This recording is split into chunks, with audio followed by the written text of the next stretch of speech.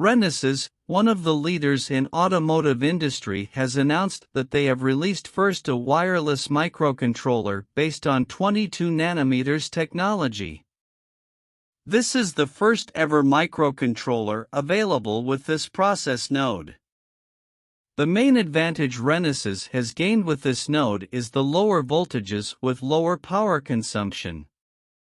Another big advantage is the size of the die, as more features are integrated in a small space meant smaller chips. The wireless MCU announced supports BLE.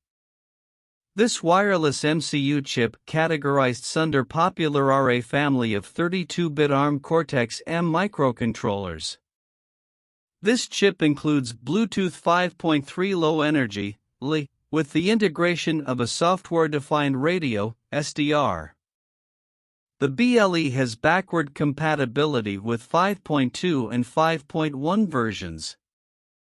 Renesas has assured long-term availability of the product, which further enhances its usability in products. Renesas has announced that this chip is expected to be available in the market by 4Q 2023. Meanwhile, Renesas is sampling the new device to selected customers.